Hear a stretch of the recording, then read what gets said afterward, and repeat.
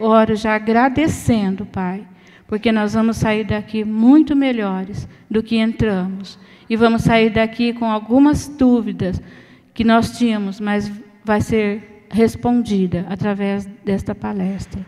Obrigada, meu Pai, em nome de Jesus. Amém. Muito obrigada. Amém. Boa tarde. Eu não tenho muito a acrescentar ao que já foi dito, né? Só que meu nome é Tonina mesmo. Algumas pessoas pensam que é apelido. Meu nome não é muito comum aqui no Brasil. Não é apelido, é meu nome mesmo, tá bem? Então, eu tenho 2 filhas, tenho um neto. Uma das minhas filhas está viajando e a outra está aqui comigo. Eu não ia pedir para ela ficar em pé, mas eu vou precisar pedir uma coisa para ela, porque o controle remoto da apresentação está na parte da frente do meu case, então você precisa pegar o controle e me trazer, senão eu não vou conseguir fazer a apresentação. Então, eu sou psicóloga clínica, e eu tive assim, uma oportunidade muito preciosa que a Sônia me trouxe, e a Aline, e eu pude fazer uma palestra na Batista do Estoril. E essa palestra assim aproximou pessoas de mim, né? E inclusive nós duas, né, irmã? E aí ela me trouxe esse convite. Obrigada, filha, desculpa a exposição. Essa é Bianca, minha primogênita. Pronto. E conversando, né? Nós conversamos bastante antes de acertarmos o tema, oramos e partilhamos algumas percepções que nós temos da posição da mulher cristã. E aí eu trouxe um tema para apresentar para vocês. Eu não vou fazer um estudo bíblico, mas eu creio que eu vou pregar a palavra, porque a palavra de Deus veio antes da ciência, não é? Ela veio antes da psicologia. E a psicologia é uma ciência que nos dá uma liberdade para escolhermos uma abordagem com a qual nós nos sentimos mais à vontade para trabalhar. Existem muitas abordagens. E eu encontrei uma abordagem que me dá evidência, me dá base na palavra de Deus. Então, eu não vou trazer um estudo bíblico, eu tenho certeza que no nosso meio existem teólogos, teólogas, estudiosos, pensadores muito melhor qualificados do que eu para fazer isso. Então, eu vou conversar com vocês sobre um tema dentro de um contexto maior chamado habilidades sociais, habilidades socioemocionais. Existem habilidades cognitivas que dizem respeito à memória, concentração, raciocínio lógico. Existem habilidades sociais e habilidades emocionais. São coisas diferentes, mas elas funcionam juntas, né? E o déficit de uma prejudica bastante o desempenho de outra. Mas eu vou falar mais especificamente sobre um tema de habilidade social chamado assertividade, que é essa dúvida, né, que muitas vezes nós temos sobre quando calar, quando falar, e quando falar, o que falar, e quando não for ocasião de falar, como agir, né, como que nós podemos lidar com as nossas emoções quando não falamos. Então, é esse tema que eu trouxe, e eu vou procurar ser bastante objetiva. A previsão é para que esse evento se encerre 5h30. E temos o lanche, né? Então, só para eu me organizar, eu posso falar até que hora? São 5h10. 5h45? Não vai mexer com as irmãs que viajam? Bom, eu vou tentar ser bem objetiva, E deixo um contato meu, se alguém precisar me fazer mais alguma pergunta, ou quiser fazer um comentário, ou dizer que não concorda, você me escreve, tá bom? O que é assertividade? Então, dentro, né, desse contexto maior, desse guarda-chuva, que tem vários temas, eu vou falar sobre um tema chamado assertividade, né, dentro de habilidades sociais. Então, o que é e como desenvolver. O nome que nós demos para essa palestra é Fale o Necessário, Fale o Suficiente. Tem coisas que precisam ser ditas. É claro que sobre o que é fácil, a gente não precisa nem comentar, a gente vai e fala, né? Às vezes não é fácil, mas se for necessário, nós precisamos falar. E fale o suficiente. Não é porque você entendeu que deve falar e começou a falar que você vai falar muito, né? Falar muito não é assim uma competência verbal, né? A gente precisa falar o necessário e falar o suficiente, especialmente com o filho, né? Porque assim, depois da quarta frase ele já não está registrando muito. Dizem que os maridos depois da oitava não ouviu mais nada. Mas, assim, falar o suficiente, fala o necessário, fala o suficiente. Porque senão a gente começa a se repetir e a pessoa dá uma desligada, porque ela também tem outras coisas para pensar e para prestar atenção, né? Então, vamos entender o que é necessário, o que é suficiente. E durante esse tempo que eu vou desenvolver o tema, a gente vai esclarecendo o conceito.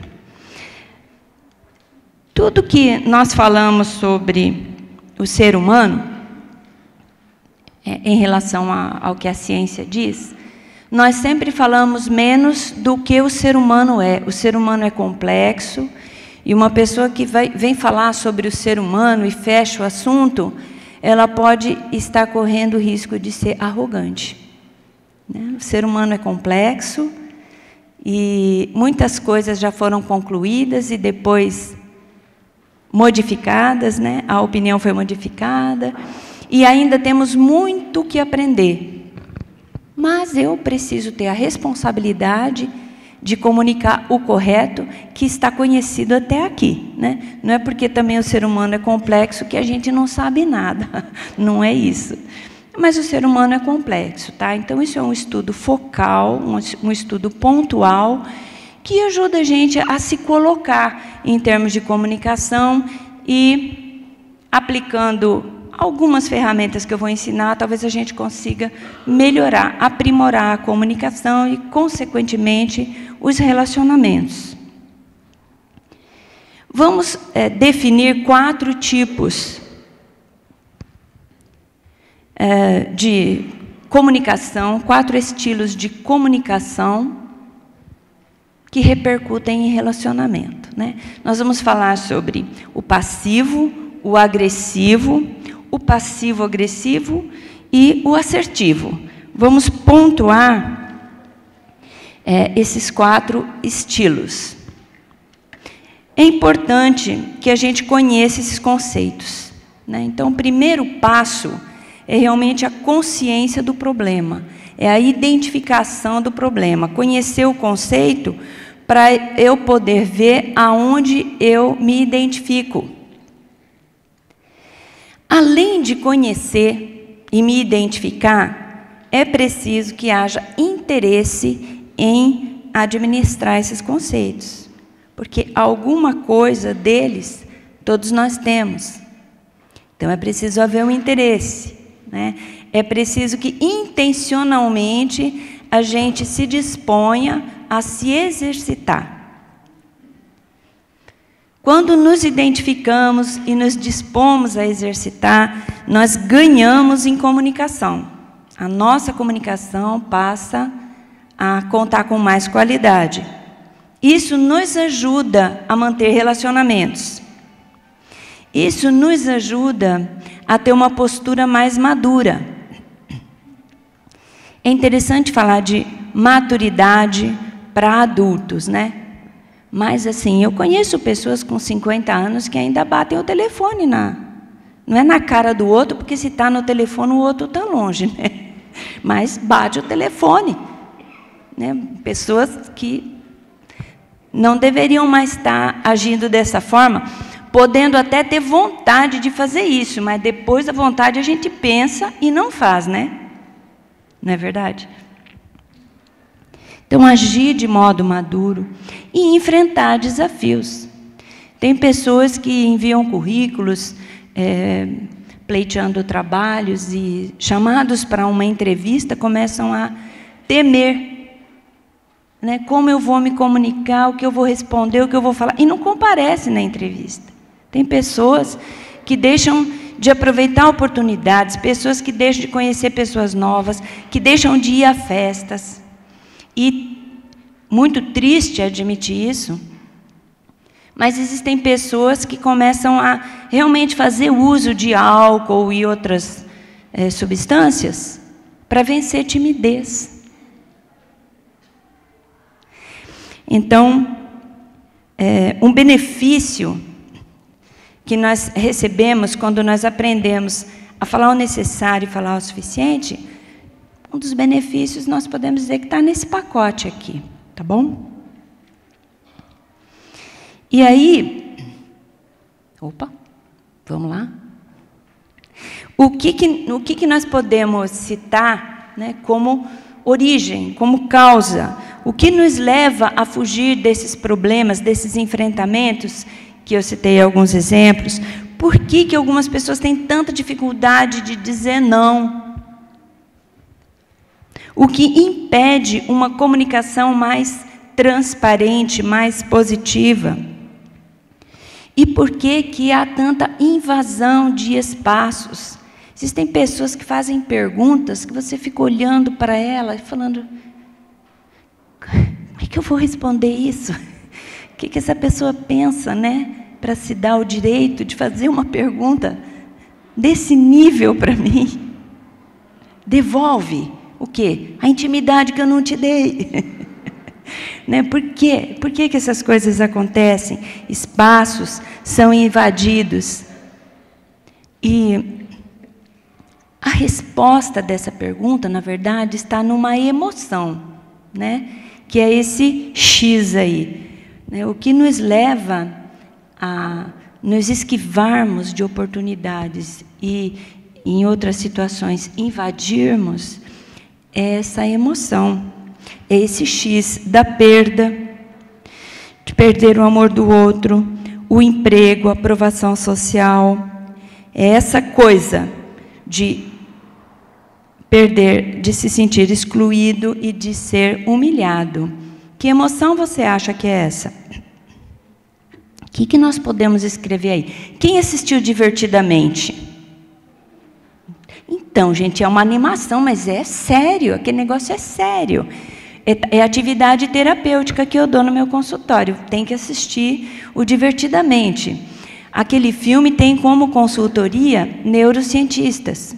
E aquelas emoções, de verdade aquilo ali, né? A alegria, a tristeza, a raiva, o medo, o nojo, são emoções básicas, nós somos criados com elas, são primárias. Ninguém precisa ensinar isso para ninguém, e os animais também têm essas emoções. Nós temos outras, mas diz que no filme só caberiam 5 personagens, então eles só usaram essas 5. Mas essa emoção que eu estou dizendo está entre essas 5. O que vocês acham que é?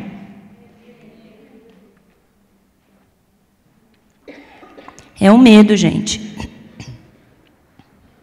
É o medo. É o medo de perder, né?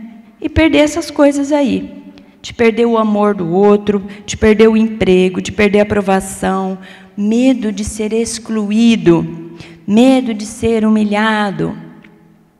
O medo é uma emoção natural, como eu disse. Algumas pessoas falam de emoções negativas, né? Não existem emoções negativas dentre as primárias. Todas essas emoções são naturais e cada uma delas tem uma função na nossa vida, de prevenir riscos, né? Então, todas elas são muito boas. Quando que elas chamam a atenção? Quando elas são desproporcionais ao que está acontecendo, né? Quando uma pessoa tem um medo excessivo. E quem decide baseado em medo, decide mal. Decide mal. Nós não podemos decidir baseado em medo, né? Então, o medo de perder alguma coisa traz uma grande inabilidade social para nós. Né? Então, é uma emoção natural, ele nos impede de corrermos riscos desnecessários. Então, o medo não é ruim em si. Mas quando ele é desproporcional, ele traz sofrimento e aí precisa ser questionado.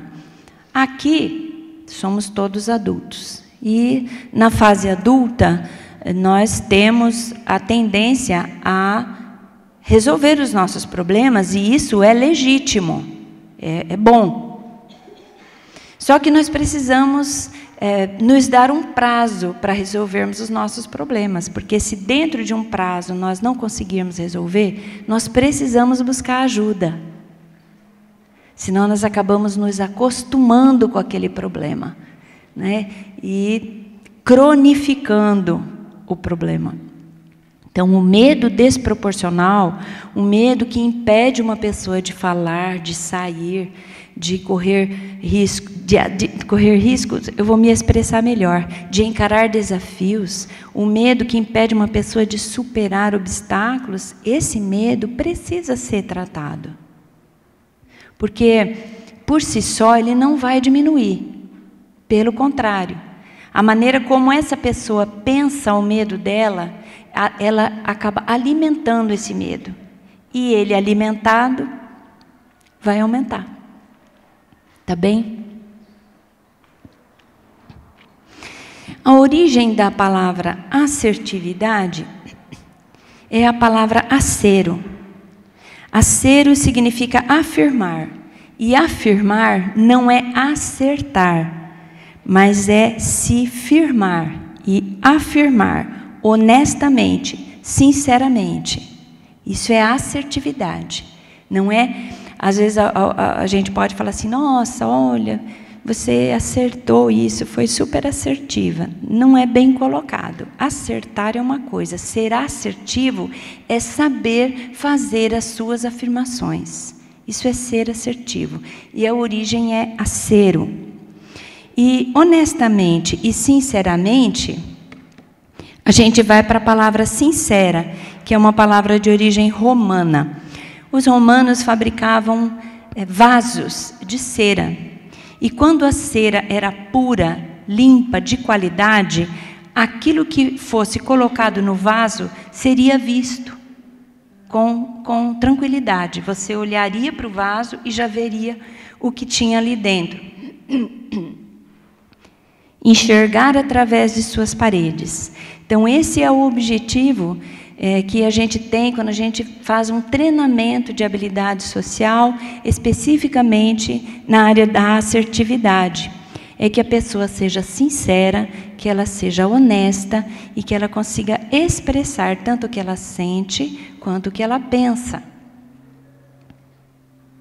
A transparência, né, quando diz respeito ao ser humano, é um conceito que também eu gosto de ampliar um pouquinho. É claro que eu tenho a minha privacidade, lógico, eu tenho a minha privacidade. Se aparecer aqui na igreja alguma coisa que eu faça em privacidade, eu vou ficar muito envergonhada. Se aparecer eu tomando banho, eu vou ficar muito envergonhada, né, irmã? Mas não porque tem alguma coisa a esconder, porque todo mundo aqui toma banho, espero. Então, a transparência não é você falar tudo para todo mundo o tempo todo. Não, mas assim, se necessário for, que você não tenha nada a esconder. Que em último caso você fique um pouco envergonhada, mas não porque você esteja fazendo uma coisa ilegal, imoral, antiética, né? Então a transparência é isso. E mesmo dentro desse conceito de transparência, nós temos todo o direito de escolher o que falar, quando falar e para quem falar. Mas precisamos cultivar a transparência. Grandes segredos não ficam muito escondidos por todo o tempo. Eles vêm à tona de uma forma ou de outra. E o pior é que quando não é a gente que revela, ele às vezes vem distorcido e piorado. Então a origem é essa. Nós precisamos aprender que existe um espaço necessário para que as pessoas se sintam respeitadas. Um espaço físico, um espaço emocional e um espaço espiritual. Nós precisamos ser respeitosos e precisamos nos dar ao respeito. Se nós não nos dermos ao respeito, as pessoas que talvez não tenham uma formação mais sólida não vão nos respeitar, né? Então nós precisamos nos dar o respeito. E essa frase atribuída a Martin Luther King fala muito pelo que eu estou tentando, né, explicar aqui. O que mais preocupa não é o grito dos violentos, nem dos corruptos, nem dos desonestos, nem dos sem caráter, nem dos sem ética. O que mais preocupa é o silêncio dos bons. Então, aonde cabe a nossa voz, ela precisa ser colocada. É claro que tem um como, e a gente também vai ver isso, mas ela precisa ser colocada. Nós temos, até como cristãos, nós temos que ter cuidado para não confundir as coisas, né? Você abrir mão do seu direito, não significa que você tenha que ficar engolindo coisas erradas.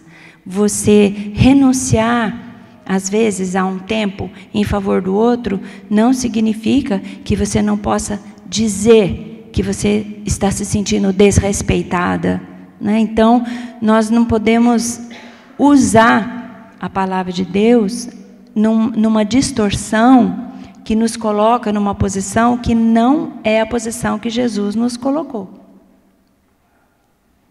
Se há um espaço que caiba nossa voz, nós precisamos aprender a colocar a nossa voz. Ser assertivo é ser pacífico, sem ser passivo. Ser assertivo é ser firme, sem ser agressivo. Ser passivo, ser assertivo, é ser pacífico, e isso não fere questão de submissão, nem questão de obediência. Vamos falar um pouquinho da passividade. A frase do passivo, a frase do passivo é sim, senhor. Né? O passivo passa pela vida cheio de inibições, cedendo à vontade alheia, guardando seus desejos e reprimindo o que pensa. Então, o passivo é aquela pessoa que não fala. O que quer que digam, ele não se posiciona. Você passa assim num local de trabalho, a primeira pessoa te pede uma coisa, você fala, claro. A segunda te pede outra, você fala, faço. A terceira te pede outra, você fala, sim. Quando você chega no final do seu caminho, você tem uma sobrecarga. Você disse sim para ser amado, para ser aceito. Você disse sim para ser aprovado. E no fim você vai arrumar problema com todo mundo, porque você não vai conseguir fazer nada. Porque você falou sim para todo mundo. Então, o passivo, ele tem medo de ser excluído. Ele é uma pessoa que tem uma fome desproporcional de aprovação. Ele mistura aprovação com amor. Ele mistura aprovação com amor, com concordância. Ele tem medo de discordar de alguém. Ele decide movido a medo. E o pior é que o passivo gera passivo na educação. A gente ensina os filhos a serem passivos. E depois a gente quer que ele diga não para as drogas. Você não pode falar não para a gente mais velha, filho. Você tem que falar sim, Senhor. Você tem que obedecer. E aí depois vem uma campanha que fica falando, não diga não para as drogas. Trabalhando com portadores de dependência química, uma das primeiras coisas que a gente observa neles é uma dificuldade absurda de dizer não. Sob uso de droga é um perfil. Em crise de abstinência é outro perfil. Mas eu estou falando da pessoa.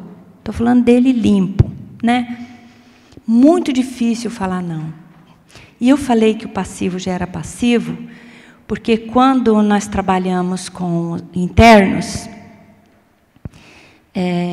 e ensinamos a dizer não, a não ficar dizendo sim para tudo, as primeiras pessoas com quem eles lidam são os monitores e, no dia de visita, a família. Então, ele vai aprender a falar não para esse pessoal. E é trágico.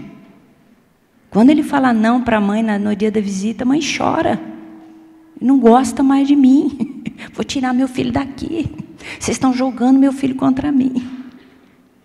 Então, o passivo tem muita dificuldade para ouvir não e gera mais passivos. A pessoa passiva tende a nem pensar na resposta apropriada, ou só consegue pensar muito depois que a oportunidade de se afirmar já passou. Na hora, ela tem, assim, algumas pessoas dizem assim, parece que o meu cérebro desconecta. Quando ela é afrontada, ou invadida, ou atribuem a ela uma coisa injustamente, ela trava, ela não consegue falar, não consegue se defender, não consegue se posicionar. E quando você não fala o que tem que falar na hora que tem que falar, você sabe com quem que você fala? Você fica falando com você, fica perturbada, fica falando com você mesmo, num diálogo interno, encanado naquele assunto. Isso faz mal.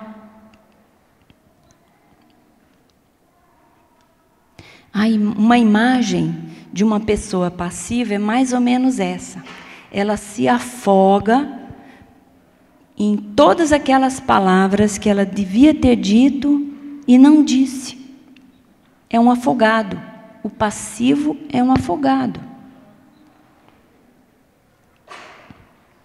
Vamos falar um pouquinho agora do agressivo. Por outro lado, se nós pudéssemos resumir, a frase do agressivo é não. O agressivo, você fala assim, vamos ao cinema? Ele fala, não. Daqui a pouco ele fala assim, o que está passando? Ele pode até mudar de ideia depois, né?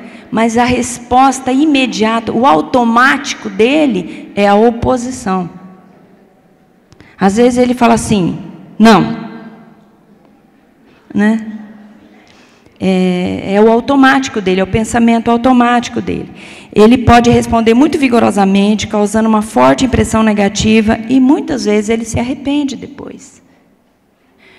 O agressivo, ele é agressivo na face, na boca, no olhar, no gesticular,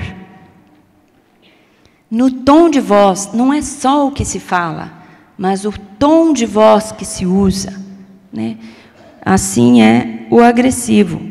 A autoestima, o senso de valor, está geralmente ausente na pessoa agressiva. Sentimentos de culpa e de insegurança.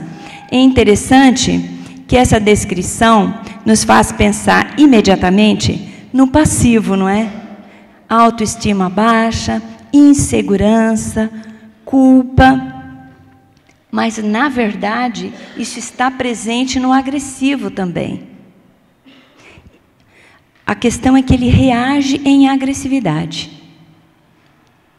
Mas por trás da agressividade dele, existe o medo. Lembra que eu falei? O medo de não ser aceito, de perder o emprego, de não ser aprovado, de não ser amado.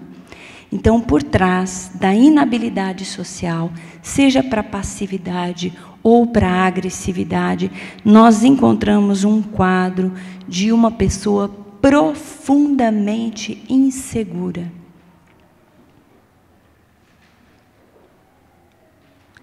Alegar sinceridade não te dá liberdade para a grosseria. O agressivo é aquela pessoa que se justifica. Ele diz assim, não, eu sou muito sincero, eu falo tudo que eu penso, mas só pensa grosseria. Essa sinceridade não nos interessa.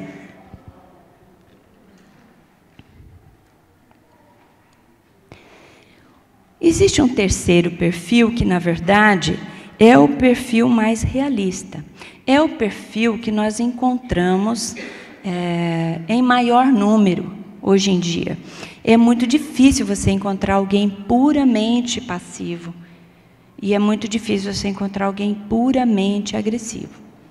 Normalmente, nós encontramos os passivo-agressivos. E eu vou explicar para vocês do que se trata isso. O passivo-agressivo é aquele que vai alternando as suas falas e as suas posturas em passividade e agressividade em relação a dois fatores. O primeiro eu chamo de grupo hierárquico. E o segundo é por acúmulo de conflito numa linha de tempo. Vou explicar. No grupo de referência hierárquico, é o seguinte, olha, eu quero assim, eu tenho certeza que eu vou falando e você vai pensando, eu vou falando e você vai refletindo, e você vai encontrar sentido no que eu estou falando. Pense comigo. Grupo hierárquico. Os que estão acima de mim, sou passiva. Os que estão abaixo de mim, sou agressiva.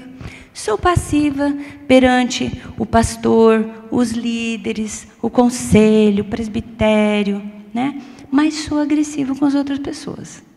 Sou passiva em relação ao patrão, ao gerente, ao supervisor, ao chefe, ao dono, mas sou agressiva em relação aos subordinados.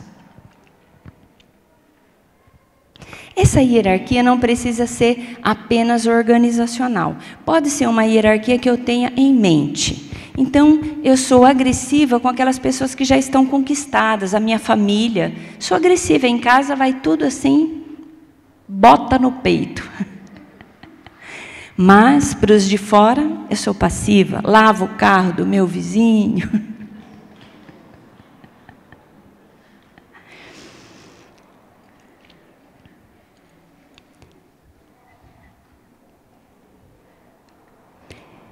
Quando eu falo de acúmulo de conflito na linha do tempo, o comportamento desse indivíduo não é em relação assim à hierarquia organizacional ou que eu tenho, né, como valor, mas é um acúmulo. Então, em relação à mesma pessoa, tá? Então, digamos que eu tenho um amigo que é muito agressivo, um colega de trabalho, e eu aguento ele, eu sou passiva com ele, e vou. E aguento, e aguento, e aguento, e aguento, e aguento. Aí um dia, por causa de um copo fora do lugar, eu tenho uma explosão. Armo uma briga colossal. Fica todo mundo olhando para mim assim. Tonina, por causa de um copo. Né? Porque eu acumulei. Isso acontece entre marido e mulher, isso acontece entre mães e filhos, entre filhos e pais, entre irmãos, né? Porque eu sou passiva por muito tempo. E, de repente, eu tenho uma explosão que não se justifica. E aí, ou eu passo por desequilibrada mesmo, ou eu faço um sermão de 3 horas contando todos os erros da pessoa ao longo dos últimos anos. Né? Mas, de qualquer forma, é um negócio totalmente esquisito, né? A pessoa fica assustada. Nossa, mas eu fiz isso. Nossa, mas por que você não falou? Então, esse é o passivo-agressivo, que é o tipo mais comum, é o que a gente mais encontra. Só que, assim, não é 50%, viu, gente? sempre existe um lado dominante, né? Ou o passivo-agressivo é mais agressivo, ou o passivo-agressivo é mais passivo. O triste, né, dos casos em geral é assim: o que vai acontecer com o agressivo? Ele só vai ter companhia se ele encontrar o passivo. E aí vai ser aquele relacionamento tóxico, né, onde um alimenta no outro o que o outro tem de pior. Se não achar o passivo, ele vai ficar sozinho. E o passivo, o que vai acontecer com ele também? Ele vai aguentar até uma hora, mas vai chegar uma hora que ele vai começar a fugir de relacionamentos, porque ele não aguenta o que as pessoas fazem com ele. E existe o risco de ficar sozinho. Então, no caso do passivo-agressivo, ele é predominantemente um desses dois tipos, tá? E aí a gente tem essa imagem, né? O cara aguenta tudo do patrão, depois ele descarrega tudo na secretária dele, aí ele vai para casa e aguenta a mulher e o filho que sofre no meio desse combate, né, doméstico.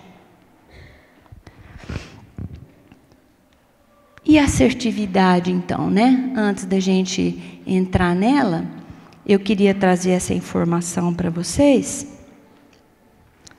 que a falta de assertividade está associada nas pesquisas a alguns transtornos.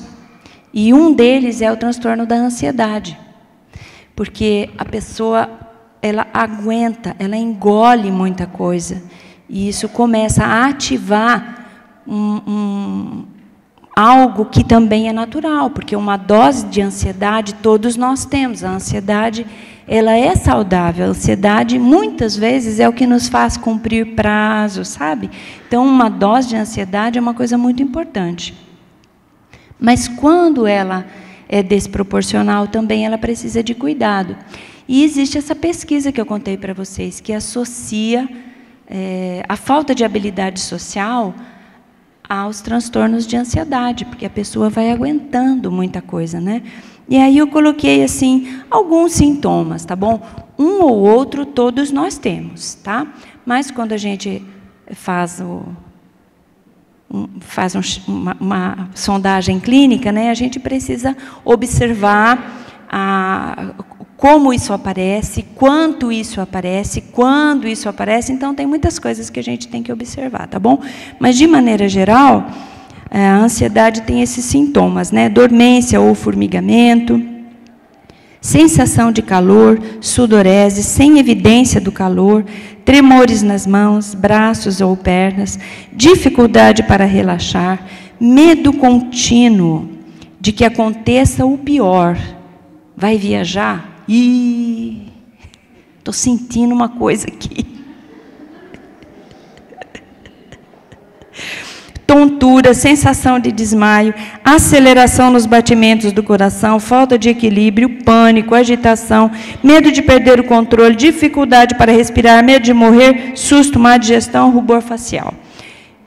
Como eu disse, um ou outro todos nós temos, né? Mas quando aparece uma quantidade muito grande e aparece sempre, por um período além de 3 meses, então aí isso já começa a chamar a atenção da gente, porque a ansiedade também, ela é limitante e impede que nós façamos muitas coisas que precisávamos fazer, tá? Então, 15 para 6, 15 para 6. Ó, vamos que vamos.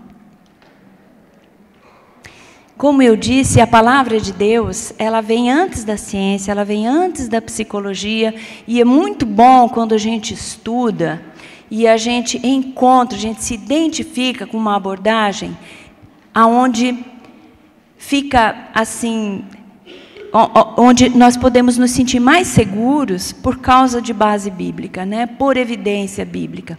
Em Colossenses 4, versículos 5 e 6 diz: sejam sábios no procedimento para com os de fora, Aproveitem ao máximo todas as oportunidades. O seu falar seja sempre agradável e temperado com sal, para que saibam como responder a cada um. Esse texto está falando de assertividade. O que é assertividade? É você receber o impacto, viver a circunstância, a situação, ouvir o que tem que ouvir, levar o que tem que levar e pensar. A resposta na ponta da língua é a resposta que você deu ontem. Por isso que ela está na ponta da língua. Hoje não é igual a ontem. Você está vivendo um outro dia. A resposta na ponta da língua não serve. Você precisa pensar. O que está acontecendo aqui?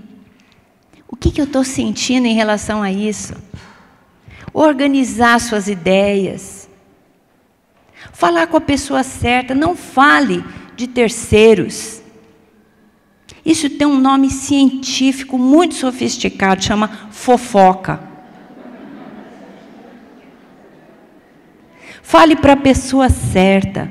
Escolha uma boa hora, porque o teu objetivo não é assim desabafar, né? O teu objetivo é que aquela pessoa entenda o que está acontecendo com você e, se possível, que ela mude. Se não para você, mas que ela mude para ela e para os próximos com quem ela vai interagir. Né? A assertividade é você pensar.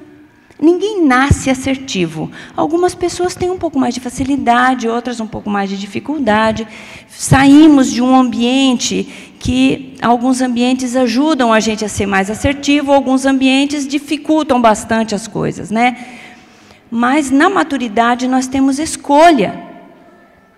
E a assertividade é algo que nós devemos buscar. Eu creio que Deus nos capacita, inclusive para pensar, para observar bons exemplos, boas referências. Eu tenho amigos que me inspiram. Às vezes eu me vejo em situações assim, eu penso assim, como que o fulano respondia esse negócio aqui? Se cerque de bons amigos, né? Então, pense e fale o que precisa ser dito. Argumente sobre a sua opinião. Defenda o seu direito. Discorde, se necessário, confronte em amor. Não pode haver em nós uma motivação de ferir o outro. Nós temos que falar em amor, mas nós temos que falar o que é necessário. Inclusive, nós temos essa responsabilidade não só conosco, mas com o outro. Porque se você não fala para o outro, ele não cresce. Se é um agressivo, ele vai continuar sendo o ditadorzinho. Se é um passivo, ele vai continuar sendo amassado. A tua fala pode ajudar o outro a se posicionar. Né? Então, assertividade é algo que nós devemos intencionalmente buscar. Ela não vai acontecer naturalmente. Nós devemos intencionalmente buscar. Praticar. Mas você garante que vai dar tudo certo? Não. Não. Porque o outro está fora do seu controle. Você tem que fazer o possível para que isso aconteça em amor, com educação, com gentileza. Mas o outro pode, né, não gostar, reagir mal. Mas isso está fora de controle. Se for uma pessoa madura, vai aprender a ser assertivo com você. Mas se não for, também não é você deixar de ser assertivo que vai ajudar a pessoa. Faz sentido para vocês, irmãs? Nós precisamos colocar a nossa voz.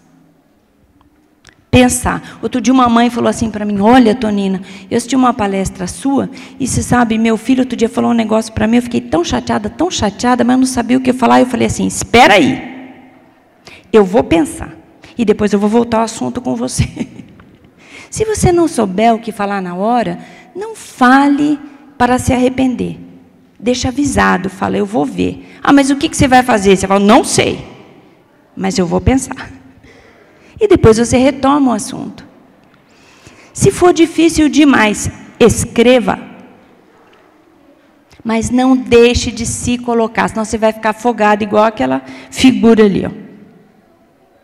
Aí, em Êxodo 4:12, o versículo nos permite fazer essa oração. Querido Deus, por favor, ensina-me a falar a coisa certa. A coisa certa, na hora certa, para a pessoa certa. Pode doer? Pode doer. Mas para costurar um corte dói também, não dói? Mas se não costurar, a pessoa vai ter hemorragia. Então, nós precisamos colocar a nossa voz. E quando eu falo com adultos, muitas pessoas têm condições de aplicar aquilo na vida delas e mudar.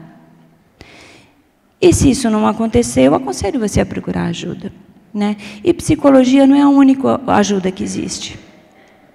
Existe conselho. Conselho é uma coisa boa e não está fora de moda. Aquele ditado que diz que se conselho fosse bom não dava, vendia, é um ditado mentiroso. É mais um ditado mentiroso. Né? Ditado que a gente fica repetindo e fica solidificando crenças totalmente distorcidas na cabeça da gente e dos outros. Conselho é uma coisa boa. É que tem que vir de gente de cabeça boa também. Então, procure quem pode te dar conselho. Né?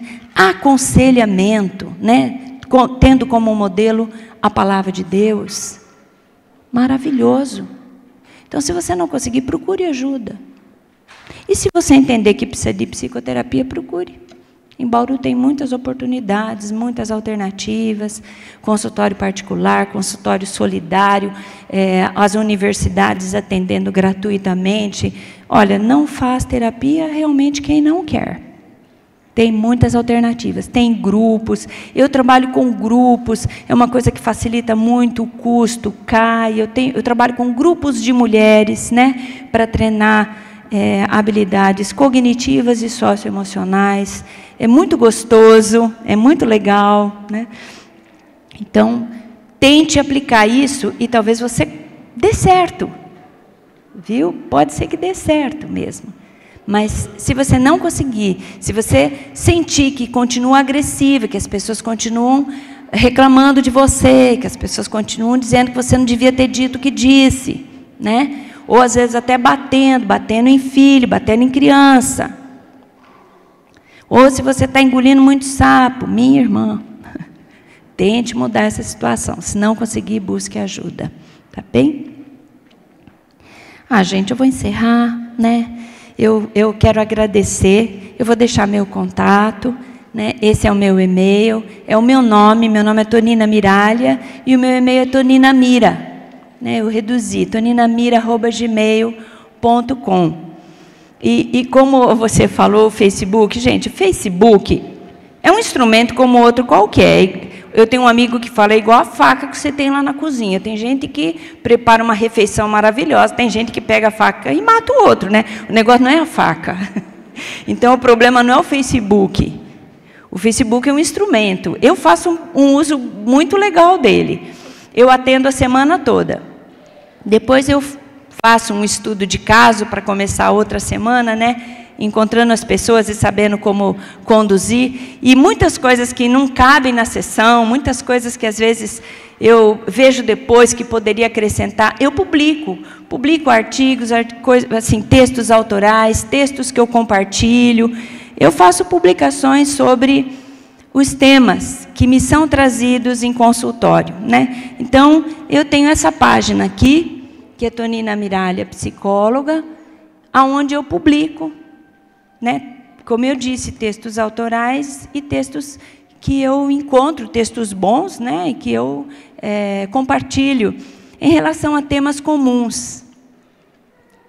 Eu atendo homens e atendo jovens, mas, assim, a maior parte do meu atendimento é com mulheres mesmo, viu? E senhoras, né? Jovens senhoras. Então, são assuntos pertinentes, tá bem? Muito obrigada pelo convite, muito obrigada pela confiança, né?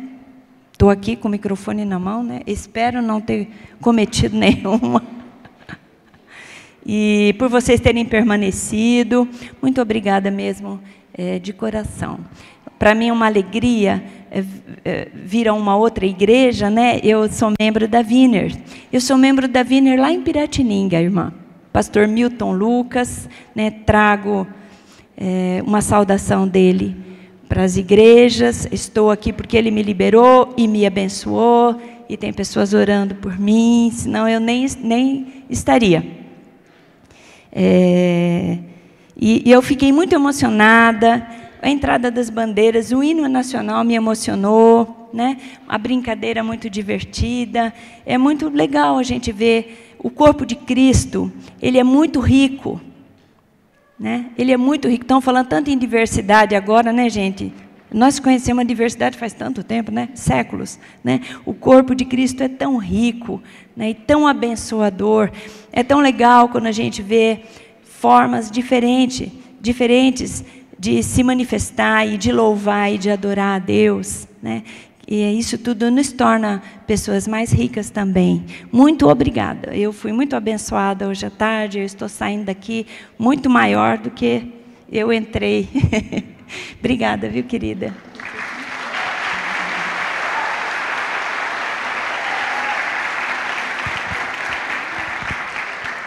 Nós aqui agradecemos a doutora Tonina, porque eu tinha certeza que alguma coisa ela iria nos abençoar.